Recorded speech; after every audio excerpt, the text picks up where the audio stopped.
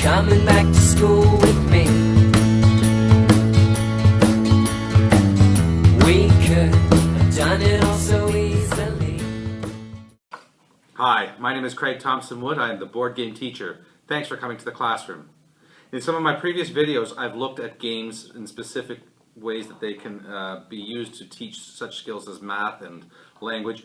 Today I want to look at how games could be used to teach a second language. When thinking about teaching a second language, we shouldn't be fixed into the idea that the second language is something other than the one that we're teaching in our classroom. Many students are coming into our classrooms that come from different countries, from different backgrounds, and maybe English isn't their first language.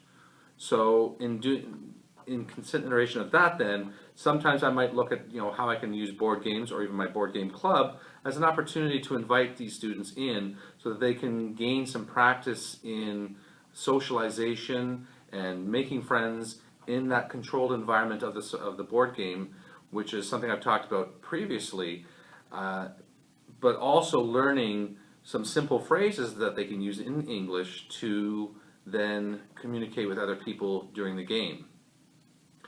But by the same token then, if you are a teacher of another language, if you're, say, a French teacher or a Spanish teacher, there are some games that certainly can lend themselves well to teaching the other language and focusing on certain things that will make it a worthwhile game to include in the classroom to aid and benefit in teaching that language. The important thing to remember when considering games that you're going to be using to teach another language is that the game should be very simple and should have a smaller vocabulary within it, that you're not going to need to use a wide variety of vocabulary in order to say what you need to say. So you want to make sure that the games are familiar. So choosing games such as Monopoly, Scrabble, Sorry, any of these games which are very familiar to the students already are great, and then just have them communicate it all in the other language, and then that will help them to reinforce. Even simple phrases to play the game can be implemented at this point too. For example, if you want to say in French, it's your turn, you say c'est votre tour.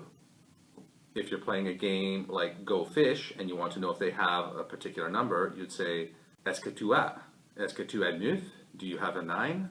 And have them communicating through that, and once they get the hang of it, then they're going to keep repeating it, and that constant repetition is going to be what really helps them to concrete it into their minds and make it something that they can then use in other contexts as well. Let's take a look at some of these games. So one of the games I want to mention is Guess Who. And Guess Who, shown here in this picture, you are trying to, each person guesses one of the faces that are on the made available, and the other person is trying to guess. You have to eliminate certain things, does your person wear glasses, does your person have a beard, is your person wearing a hat? And so if you teach the students these conversational pieces up front, they can then play the game while using these different attributes to eliminate and finally be able to determine who the other player is. Any game which involves word building, like Scrabble or Bananagrams or Paperback, can all be used to build words in the other language that you're teaching, provided that they use the same alphabet, of course.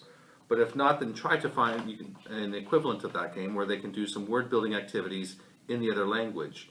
This kind of thing can reinforce the words they know and help them to, as they can become competitive and want to do better, it'll help them to learn and encourage them to learn new and bigger and better words to add to their repertoire. Another game you can consider playing with your students is Monopoly. Monopoly is a very common game. Most people know it, and they can learn such skills as the counting as they move their piece along, communicating about money as they have to pay for the places they land on for the rent, buying houses and things. If all the communication and transactions are done in the second language, then it can really help to develop some of those number skills as well as the transaction skills of buying and selling. For a very basic introduction to number counting, you could play snakes and ladders with the students. In snakes and ladders, you'll be counting the numbers as you roll them, counting the spaces as you move up them, and have them count every space as they move up, and also repeating as they go up the ladders and down the snakes. They will need to repeat those numbers and eventually make their way up to 100. Another simple game to be considered would be something like Candyland. Candyland would be for simple reinforcement of colors, because that's all you need to know for this game is the use of colors.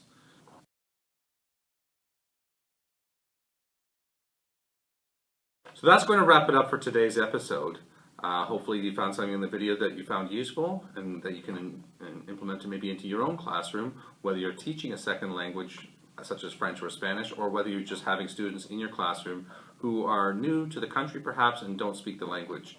So in any case, just remember, keep the game simple, keep the conversation simple within the game, and insist that the students do use that language as they play the game. No reverting back to native languages here. Have the game be the motivation, to be the vehicle towards learning the language. They will want to play, they will have fun playing, and so they will want to learn the phrases that they need to learn in order that they are able to play. So until next time, I'm Craig Thompson Wood, the board game teacher, saying thanks for coming to the classroom.